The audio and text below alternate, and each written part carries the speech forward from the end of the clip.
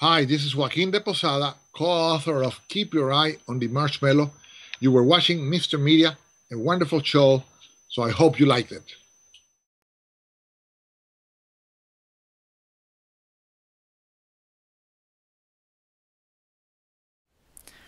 Today on Mr. Media, I'll talk to rabbi turned stand-up comedian Bob Alper, author of Thanks, I Needed That, and Other Stories of the Spirit. Stick around. This is the only rabbi in the world to get the Mr. Media stamp of approval. Meaning, there's either something very right about Bob Alper or very wrong.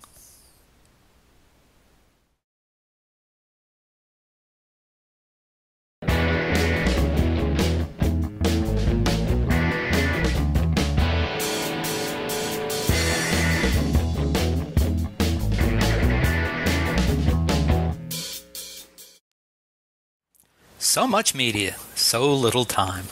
Who keeps track of it all? That would be me. This is Bob Andelman, and this is the Mr. Media Interview.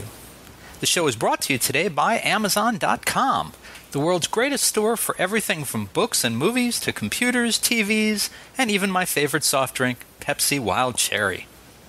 Thinking about buying something online from Amazon or just want to do a little window shopping? You can save yourself a lot of money and help support Mr. Media, that's me, by clicking on one of the Amazon ads at MrMedia.com and start your shopping with us. Get yourself the new iPad or Kindle Fire. Feeling a little racy today? Amazon's got what you need to feel exciting and new, as they used to sing on The Love Boat. Remember, start your next shopping trip from the comfort of your own home, car, hotel, or office with Amazon.com at mrmedia.com. That's right, MrMedia.com. And folks, thanks for your support. Mr. Media is recorded live before a studio audience of kibitzers who will sit through this interview hoping that the nosh afterward will be worth it. In the new media capital of the world, St. Petersburg, Florida.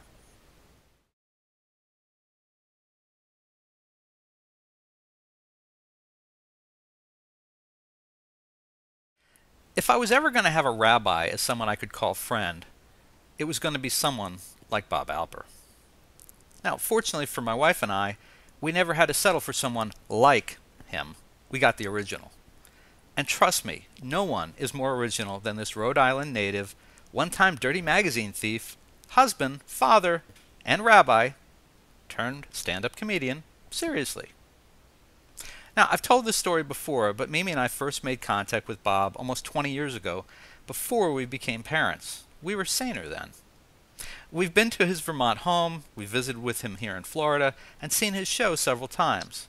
He's a warm, wonderful man with the gift of observation, storytelling, and a sense of humor that fits him and audiences beautifully. That, and he bears an uncanny resemblance to Steve Martin. Now, if you listen to the Family Comedy channel on SiriusXM, you'll probably recognize his voice from the audio clips of his work, including 2 popular CDs and a DVD, that has made him a daily staple of clean yuks. Now, several years ago, Bob adapted some of the funniest moments from his stand-up act into a book of cartoons, Rabbi Confesses. That led to a more serious book of essays, Life Doesn't Get Any Better Than This. Now he's published what is easily his best book yet, Thanks, I Needed That, and Other Stories of the Spirit. It's a delightful collection of essays of irony, humor, and human moments that no one could capture as well as my friend Bob. I recommend his new book to you as something you will enjoy and profit from reading, no matter what your religion. And I'm proud to still call him friend after all these years. Rabbi Bob Alper, welcome to Mr. Media. Thank you very much. It's great to be on the program. Always great to see you. And can I start by saying that when I stole the magazine, I was 12. Oh yeah, this guy gets Hustler at age 67. Well, all right. Since you went there, go ahead and tell the story. Well, how did you happen to, Yeah, I was about 12 years old, and my next door neighbor, Cooper Wynn, who was a juvenile delinquent who went on to become a high school teacher, he taught me that if you go into the magazine stand at Hall's drugstore, you take the dirty magazine if you want it, and you put it inside another magazine and open your spring jacket and let it slide down into your jacket. and then just put the magazine back, the other magazine, and walk out of the store, which I did. I was going to steal a dirty magazine, and I was very successful until I was about 10 feet from the store when the soda jerk ran out and said "busted." So the equivalent of the 1961 equivalent of "busted," and my parents had to come in. They weren't happy, but they didn't go crazy. So, No. and my father wanted to read it. So. Well, there you go, right? Yeah, I partly made that reference to demonstrate to my friend that I had, in fact, read the book, but also it was just, contrast. Look, who hasn't lifted a dirty magazine from a convenience store? I mean, at some point. That's why they don't carry them anymore, Right. That's the real reason. It's not because they were offended. They made good money on it. It's just that every teen boy made it his mission to get hold of one of those. That was our job. I think, frankly, that maybe they should have, when you had your bris, they should have just tucked one under your under your pillow and just left it there for 15 years. But what do I know? So, Bob, Yeah. so Steve Martin is actually out on tour for the first time in years. He's mixing comedy and banjo. He was actually here in St. Pete this weekend, and I couldn't help but look at his pictures and go, no. So, how do I know that this person on screen with me is Bob Alper and not that other silver-haired, silver-tongued devil with the arrow through his head? I can show you this. I don't know if this will. Pretty darn close. My old publicity picture when both Steve Martin and I had gray hair. So, but yeah, so I'm the other guy. But you've caught up to him now with the color of your hair. Your hair was dark then.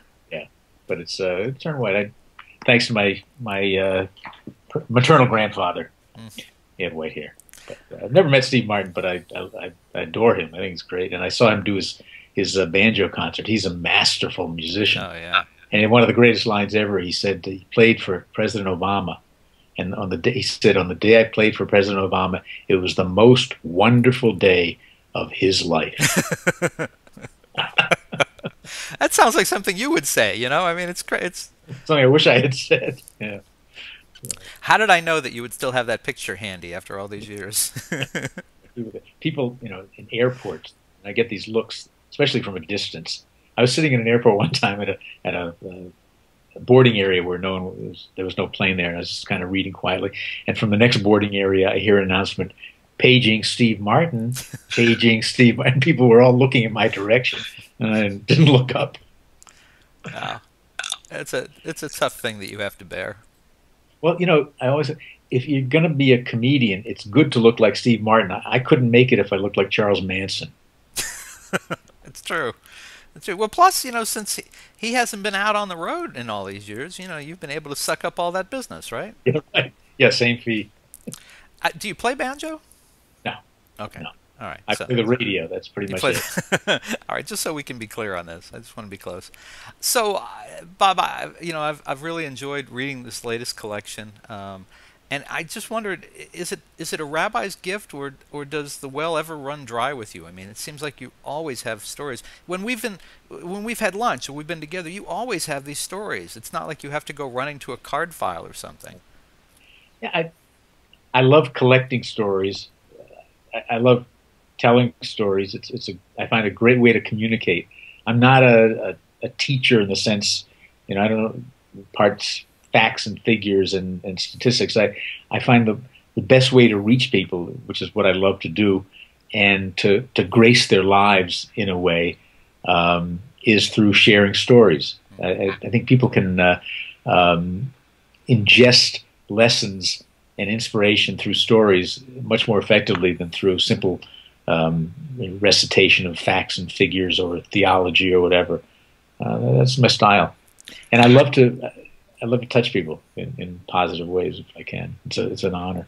And tell me about the style itself. Is it the way that you tell a story? Is it something that you picked up in rabbinical school? Is it something you've always had? Is it a family manner of telling stories? It definitely wasn't rabbinical school. I think it was simply looking out and finding who does things most artfully and then creating my own style. My style is the first sentence I hope people will say, "Where is he going?"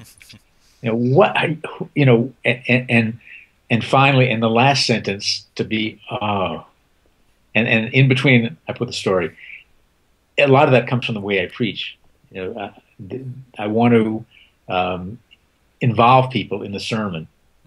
And if you stand up there, as some of my colleagues do, and say, "It says in Genesis 27, verse 4, good night, everybody." But if you start by saying, he was a little boy with a hair lip, and he thought he would never be able to be like his friends, something like that, people are going to listen. They want to hear the rest of it. I just made that up just now. Oh. So, something like that will involve people and make them want to listen. And then as they feel comfortable and start listening, then if there's a lesson that I want to impart, it comes naturally. And a lot of it, well, I mean, there's a Talmudic basis for it. There's a fellow named Rabbah in the Talmud, and it said whenever he would teach his students, he would always start out with a joke. And he would then, the students would relax. And once they were relaxed, they were able to accept and understand the serious message that he would then impart. Mm-hmm. And so my preaching the same way, either something funny, and I use a lot of humor in sermons, or a story that's really compelling and interesting. And that's how I write as well. In fact, a lot of my stories, I hate to say it because people will take it the wrong way, a lot of my stories are sermons that I've put into book form. But they're not the sermons like you think they are. They're sermons that people, for 20 minutes, people don't get up to pee. They listen. Well, and I didn't want to. It was funny that you mentioned it because I was thinking, as I was writing the introduction to the show, do I want to say that these are essays that are like sermons? I thought, no, I better not say that at the top. But they have the quality that a really good sermon has, in that there's a story, there's elements that anyone can relate to. There's a bit of a twist. Sometimes these essays have more than one story within the story. That you tell a bit of the story, and then we go on to something else, and then we come back and tie it up neatly. And that's, to me, that's my art form. Yeah, I love doing that. When I write, I do it. Many writers, I put the stuff down on the page. It's not the easiest part. First, I do an outline, throw it down on the page, and then I edit. And I love to edit, to tweak and to make sure that the word doesn't appear twice in the 3 paragraphs, and to change adjectives to make them more effective. I love doing that. But every story has a lesson. One of my stories is called The Pilot, and I love that one. One of my favorites is it's all about a young man who was the son of people that I had married years and years ago, and he was involved in a terrible crash. He was getting his instructor's license, and the plane crashed. He was horribly burned and horribly maimed, and he lost his arm, his right arm, from the elbow down. His left hand was fused in a claw, and his ears were gone, and his hair was gone, and he went through all kinds of rehabilitation. And then 10 years later, I was out in Oklahoma City visiting, doing a show there. And his parents arranged, I had to go to Tulsa the next day for another show. His parents arranged for me to go to Tulsa in a private plane. And the way I tell the story, which you've read it, I said I was sitting in the back of the plane with the mother, and the father was sitting in front with the pilot. And they were busy doing the pilot stuff, and I was just talking to the mother, but I could every once in a while hear the pilot in his very commanding, strong voice, this is Tango 426, turning left 340 degrees, blah, blah, talking with the tower. And it was a very smooth, easy flight. It was very comfortable. And the last sentence, of the second to the last paragraph of the story, talk about that pilot. And the pilot was mad. The young man who had been burned. He was piloting the plane. He was in charge. He was that strong voice. He was in command. He was the pilot. And then later on, the last paragraph talks about how he actually has become a flight instructor, and he's had to turn away students. He has too many applicants to learn with him. And it's an amazing story. And I hope it helps people deal with their own issues in some ways. Did I see on Facebook that there was an update to his story? Yeah. Actually, on my Facebook page, I put story that was in the Oklahoma City paper talking about Matt regaining his instructor's license or gaining his instructor's license, and with a picture of Matt and in the plane that he flies. So, That's very nice. Yes. The stories. The stories are really interesting. There's a lot of familial elements. There's this, one of my favorites is a story about your sister. I knew that was. Yeah. I mean, that's that's a heart tugger. But also the story of I think the fellow's first name is it Joe?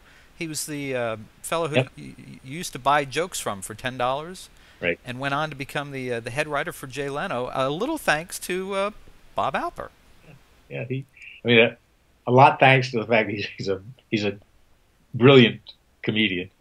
By the way, I should put my cousin is a writer for Jay Leno. Oh. And Leno's on vacation, but Ben always sends me stuff. And yesterday I got one joke for the week. He sends Leno 10 jokes a day, but this joke is just to tide you over. The celebrity cruise, the one that had the fire. Is that a celebrity cruise or? I'm not sure. Anyways, let's call it Celebrity Lines. They had a cruise. They had a fire on a day. They call it Monday, or something. Every day there's a fire or something. So, and he writes very well. He's very. And I blew his joke, and don't blame him. Sorry. But anyway, back to Joe Medeiros. Yeah. Joe, he wrote a line for me that I still use today, which is. I've always had dreams of having my own television show, making lots and lots of money, being surrounded by all kinds of beautiful, adoring women. And then I realized, that would never work for me because I'm Jewish and I could never be a TV evangelist. And it still works. It does. But Joe, he went on. I was kind of an agent. I just agent of transfer. I happened to know the woman who was the guest relations coordinator of the Valley Forge Music Fair in Philadelphia, where we were both living. And he wanted to get his stuff to Leno, which is really hard to do. And Leno this is before The Tonight Show, was performing there. And Marcia said, fine, have him drop off his jokes. And she put him in Leno's dressing room. And late that night, Leno called Joe and said, I really like your stuff. And Joe started faxing him jokes from his home and eventually became went out to California when Leno took The Tonight Show and was on staff for a short time and immediately promoted to be head writer. And he's a modest guy, he's not Hollywood. He's a modest, lovely guy. And it's nice when good guys finish first. And we should point out that he was already the permanent guest host at the time. That Leno was the permanent guest host at the time of the opportunity. And so Leno called him late that night and said, hey, I like your stuff. It's a great story. It's just a great story. And I don't want to give away too many stories, but what was the other one that I really liked? Well, let me, if I could add to that story. Yeah, please. The reason I used that story was not so much to tell of the success of this guy, but to tell of what he does. And the story began by explaining how I was sitting in an editing room at The Tonight Show after the taping and watching as Joe and the editor tweaked a segment that was going to go on the next day, one of the comic segments of Jay Leno acting as a garbage collector, and the women were in love with him, and they all chased him down the street. And it was a funny bit, but the gist of the story was I knew that these guys were sitting there doing their job, tweaking, and that was it. And they went home. But I knew the next night when that bit aired, somewhere in America, there's going to be a woman lying in a hospital bed, thinking about her own mortality, maybe dying, having gone through a terrible day, as all the days are, and she sees this strange thing of a garbage collector being chased by women in frilly skirts, and so she can't sleep. She turns up the volume, and she watches it, and she smiles. And for just a minute or two, she forgets how ill she is and how close to death she is. And in some other home, a father is upset because his daughter is past curfew, and she walks in, he wants to yell at her, and there's Leno on the screen, and they both watch it, and they smile, and he says, look, honey, just, it worries me when you're late. And I said, I don't think that Joe and the editor realized how important their work was, and how many people they touch, and how many people they heal, and how many people they save from going through dark times. But that's what humor can do, and it's there's some holiness in that little editing room in the Tonight Show that I certainly was aware of. Well, for people who may be watching or listening and can't wrap their heads around how a rabbi becomes a stand-up comedian, could you kind of give the short version of that? Because it's still, it still is a real unusual story. I did it because I wanted to annoy all of my colleagues. No, I was doing a show and not annoy, but the rabbi of the congregation, he took me aside, put his hand on my shoulder, he says, "Do you know that every rabbi in the country envies you?" And the fact is, clergy people, a lot of clergy people have great senses of humor, some of whom have to repress their senses of humor. But a lot of effective clergy people use their sense of humor effectively in sermons, in teaching. It's a very important device, and it's a way to help people see you not as being scary or remote, but as being affable and warm. And so a lot of my colleagues have great senses of humor. And I always use humor in my teaching and my preaching and counseling, and found it to be very effective when used judiciously. I've used humor in funerals, but you have to be careful. It has to be done right. Sometimes inappropriate humor can be terrible and hurtful. But I had a funeral one time, and I remember in the eulogy, having spoken with the family and knowing something about Mother, I said, "Rose was a wonderful wife, an adoring mother, a devoted grandmother. She was not a good cook." And everyone really laughed, because when she was healthy, she would go around saying, "I am such a lousy cook. Oh, I can't boil water." And she always made fun of herself. And here we are laughing again at the things that Rose made fun of herself for doing. So that works well. With me, I always use humor. And then there was a Jewish Comic of the Year contest held in Philadelphia in 1986 that I entered. I had already, at that point, resigned from my congregation. I was going to do a counseling practice. I had been in congregational life for 14 years. We lived in Philadelphia, but we adored Vermont, and we had a vacation home in Vermont. We wanted to spend more time in Vermont. There's a very important spiritual pull that Vermont has on us and still does. And I had the kind of wife who was non-materialistic and enormously supportive. And she said, "Yeah, let's do it. Let's try." So I left the congregation. I was going to do a lot of life cycle events in Philadelphia, weddings and funerals, and do a counseling practice, even open an office with a psychiatrist. We shared space. But then this comedy contest came, and I entered. I had to write in 50 words or less why I think I'm funny. And I forget what I wrote, but I wrote, "P.S. That was under 50 words, but I really am a rabbi." And I was one of 50 semifinalists, 13 finalists, and I came in third behind a chiropractor and a lawyer.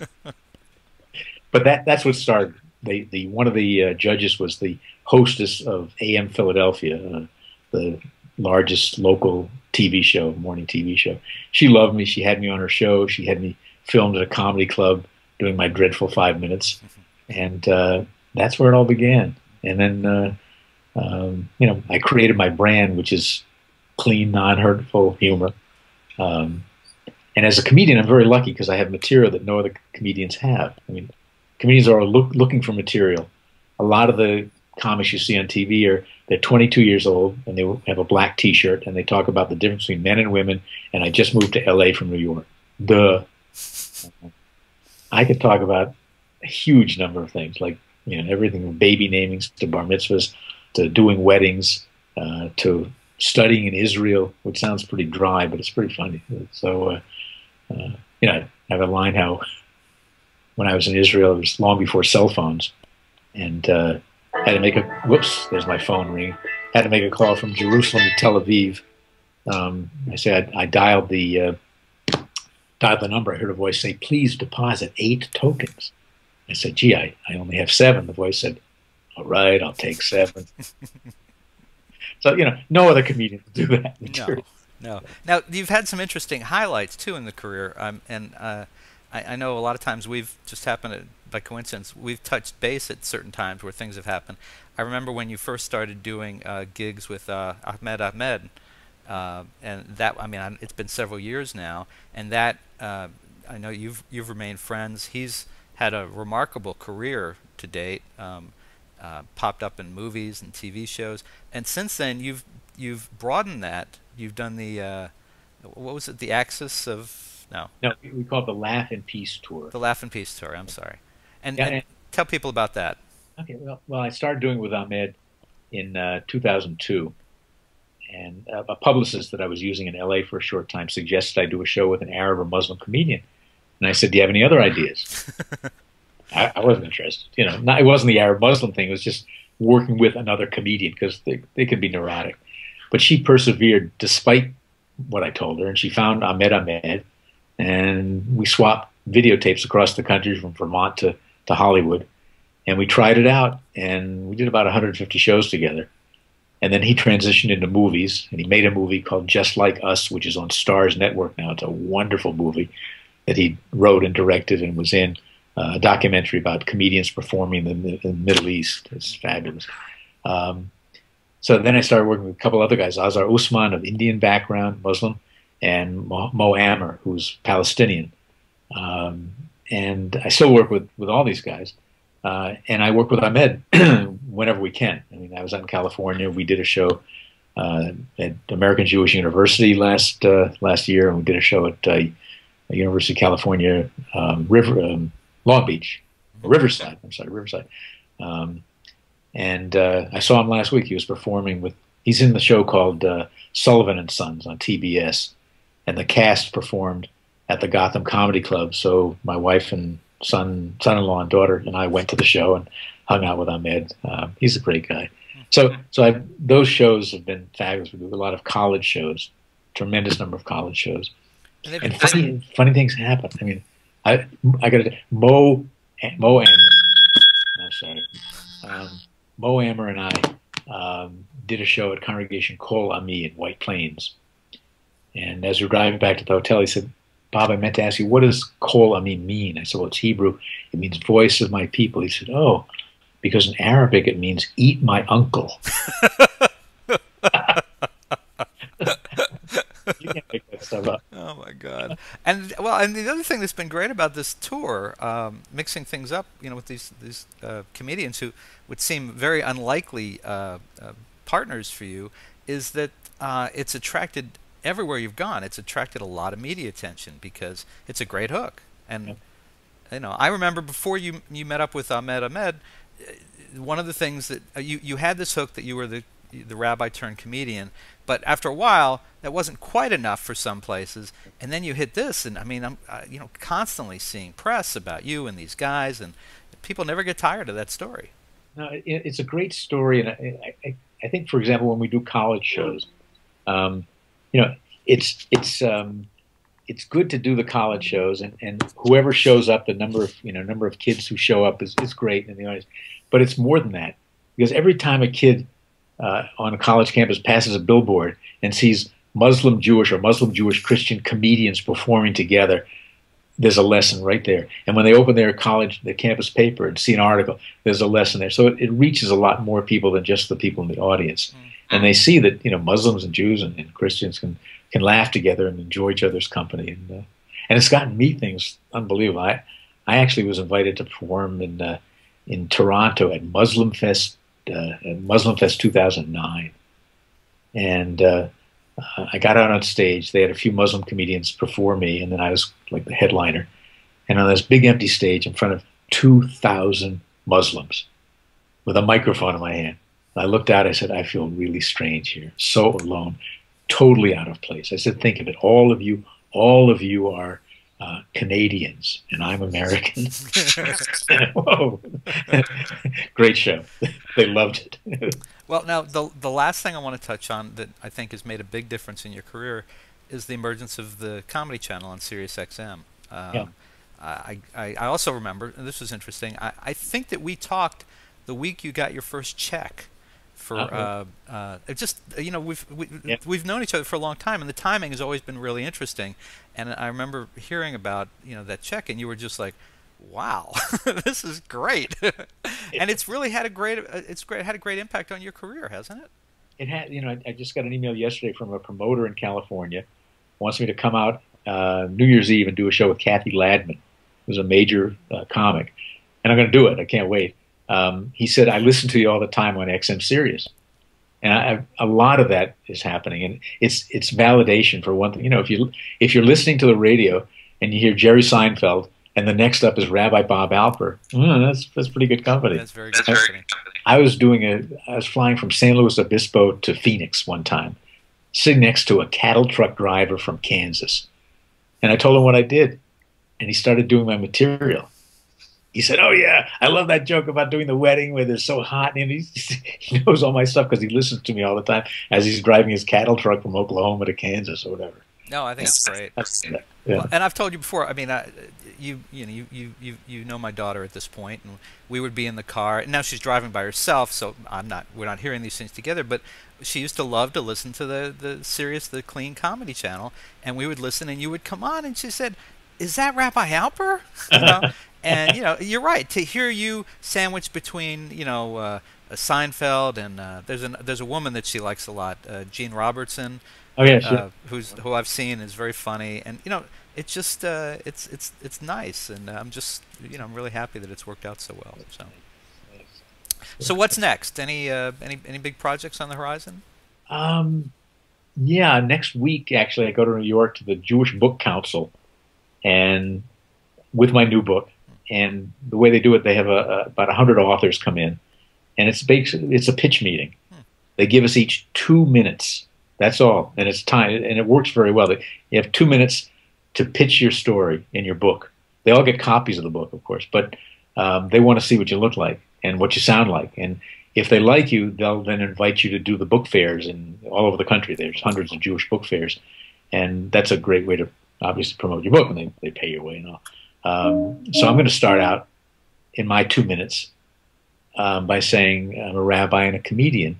It all came together when I was changing planes in Philadelphia. A woman walked over to me. She said, "You're Rabbi Alper." She said, "I was a kid in your congregation here in Philadelphia during the early 80s, and I used to watch the way you would teach and lead services and counsel and preach, and so I decided to become a rabbi anyway." So I'm going to do that, and then I'm going to say, I like to make people laugh, and the title of the book comes from how when I was checking into a hotel late at night, as I always do, I said something funny to the desk clerk, and the guy looked up at me. He said, "I've had a really lousy day. Thanks. I needed that." And then the rest of the 2 minutes is spent talking about the book is a lot of humor, but it's basically an inspirational book. And if you've ever suffered a death or illness or tried to help an underdog, you'll relate to the stories and try and give them a sense of what's in the book, and hopefully they'll like it enough and like me and bring. So that's a major project, and still doing the Laugh and Peace tour. We're starting to book college shows, waiting to hear from University of Pennsylvania, and an interreligious group in Dothan, Alabama is going to bring us down there, and a lot of stuff. This is the time when things are building for next year, and I'm doing a conference in the summertime, and doing some Vermont comedy events. Next week I'm doing a fundraiser for a sick child in Bennington. So it's very varied, and very good. The way comedy works is, last week I drove 2.5 hours up to Burlington for the Vermont Comedy Festival, and did a headliner for one of their shows. They didn't pay very much. Doesn't matter. Don't tell your listeners this, but I would do it because comedians just want to perform. Mm-hmm. But it's been a very good career choice financially, but more important, just touching people. All right. Well, folks, listen. You can find Rabbi Bob Alper's new book, "Thanks, I Needed That," and Other Stories of the Spirit, at great online retailers, or you can order it right now at a great price at mrmedia.com, mrmedia.com. If you're watching the show, right below the video over there, I believe, is the book. You can just click on it. It'll take you right to amazon.com. Also, Bob, you've got a website, bobalper.com, and I understand people can get autographed copies of the book there if they order it through you. It's BOBALPER.com. People always think our name is Alpert. And it was actually Alpert, but we dropped the T at a party in Boston. Why Why would That's so people will I remember. may just end the show a minute before that, Joe. Right. But if they go on my website, they'll see some video of me doing stand up. They'll see a CBS video of the Laugh and Peace tour, and they'll also be able to get to a link for the book, order the book, and any book I send out from here, I always autograph the book, and which probably is worth another couple of bucks when you resell it on eBay. I'm sure. I have no doubt. And you're also on Facebook? Are you on Twitter as well? Yeah, Twitter. I think it's that funny rabbi on Twitter. Of course it is. Facebook is Rabbi Bob Alper, and I friend pretty much everyone except once in a while you get these very sexy looking women who want to friend me, and I don't do that unless I know them. Yeah, there you go. I feel if they really want to friend me that bad, they can drop by the house. Right. They're that eager to be my friend. Well, anyway, listen. Always, Bob, a pleasure to see you. Our best to your family, and thanks so much for joining us on Mr. Media today. My pleasure. Thanks for having me, Bob.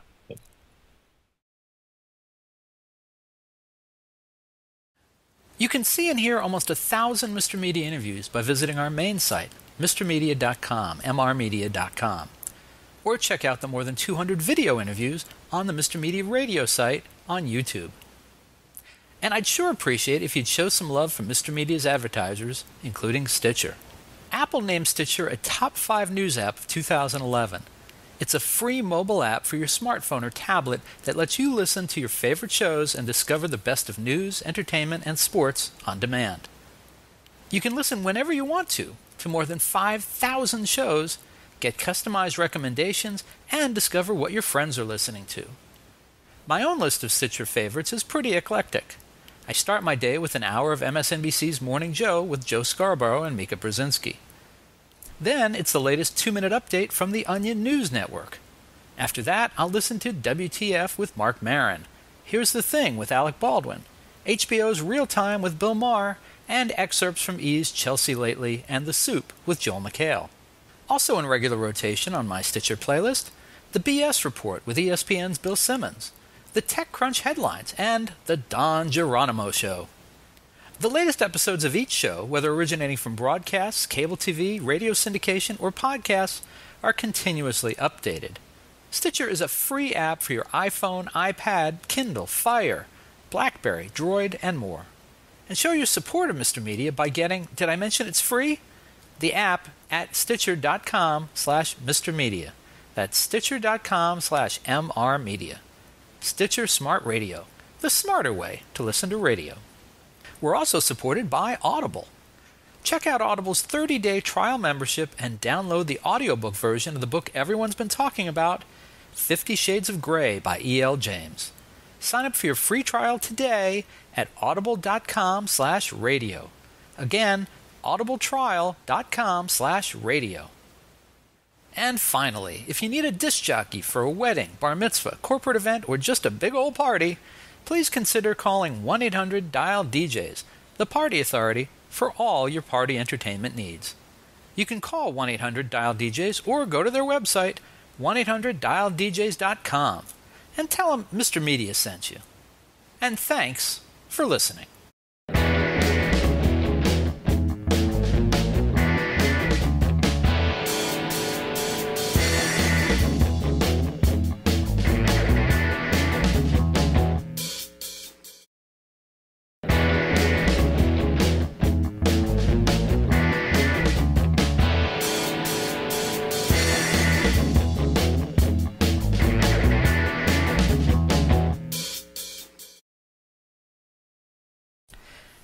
Today's episode of Mr. Media Interviews is brought to you by GoDaddy.com.